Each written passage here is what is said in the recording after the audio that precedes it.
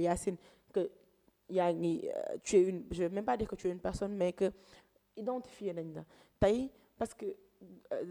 d'où l'importance ou même d'où la preuve tey du yow ko say am turu Yacine beaucoup de personnes s'appellent Yacine te tey beaucoup de personnes peuvent avoir le même nom et le même prénom en même temps donc tey luy permettre ñu mën a identifier ñii ce qui fait que tu as une identité c'est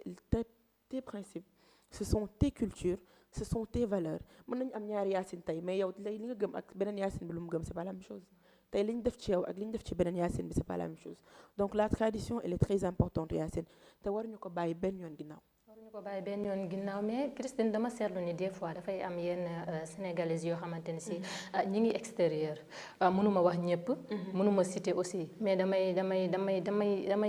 des fois damay def benn remarque boo xamante ne si dafay mel ni comme si dañuy fàtte fi ñu jugee.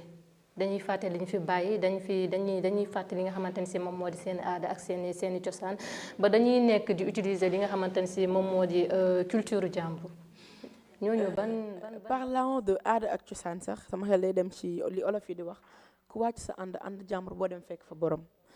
donc tey te li ñu naan ku bañ la nga doon da nga fekk nga gën cee ñaaw quand tu ne veux pas aujourd'hui reconnaître ce que tu es kenn du jóge fële ne la yow lii nga doon au contraire déracinement boobu nga nekk ci dañ lay fekk si donc c'est pas méchant encore une fois nga topp li nga xamante ne mooy modernisation bi c'est pas méchant d'emprunter surtout c'est pas méchant d'emprunter dans la culture de l'autre ce qui est méchant mooy nga bàyyi sa bos adopté bosu jàmbur complètement li Léopold Sédar Senghor doon wax enracinement et ouverture avant de s'ouvrir aux autres il faut d'abord s'enraciner gëm li nga doon pour pouvoir tey jëli ci keneen ki te boo jëli ci keneen ki tey day fekk nga jëli lu baax parce que il faut pas aussi ngay jël di dem jëli lépp parce que dans toute chose il y a des bonnes et des mauvaises choses il y a des avantages et des inconvénients tu ne peux pas aussi imiter d'autres personnes jusqu'à imiter les mauvaises choses ce qui est mal mooy nga imiter ba fàtte sa bopp mais terewuñu nga emprunter dans la culture de l'autre parce qu'aujourd'hui on est dans la modernisation la quasi-totalité des habits qu'on porte ne sont pas africains présentement rek on met des jeans on met des t-shirts et tout ça ne nous appartient pas on a nos propres habits qui nous définissent on a les habits africains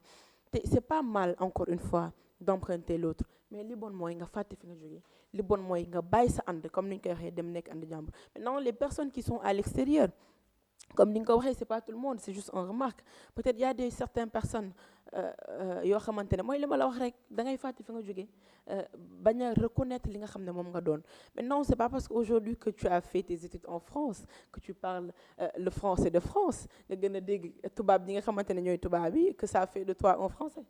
que ça fait de toi une Française même si tu as une nationalité française ça ne fait pas de toi un véritable Français même si je veux dire que à la base si tu es africain si à la base tu es sénégalaise donc tey waruñu nangu benn yoon ñuy bàyyi suñuy tradition ginnaaw ñuy bàyyi suñuy culture ginnaaw parce que c'est important c'est ce qui définit la personne et on doit être fier de ce que l'on est pour tout le temps bañ a bàyyi ñu ñuy yeb parce que bokk na ci loo xamante ne peut-être nit yu borom si je peux les appeler ainsi les peaux blanches moom la ñuy yebee parce que dañuy naan les Africains ne sont pas fiers de ce qu'ils sont donc tey li nga doon boo ko prôné wul li nga doon boo ci fierul ñeneen ñi dañuy gën a dévaloriser ce que tu es donc moi ce que je déplore mooy nga fàtte li nga doon dem adopter yi fu jàmbur carrément mais comme si que si ñooñu nga bokk il faut toujours et en tout le temps reconnaître ce que tu es respecter et reconnaître tes valeurs tes normes ta culture pour ensuite si tu veux adopter celle de l'autre nga jël li nga xamante ne tey boo ko jëlee dina mottali yow li nga doon des choses positives et mettre de côté les choses négatives et encore une fois comme disait Léopold Sédar Senghor s'enraciner pour encore pouvoir s'ouvrir aux autres au monde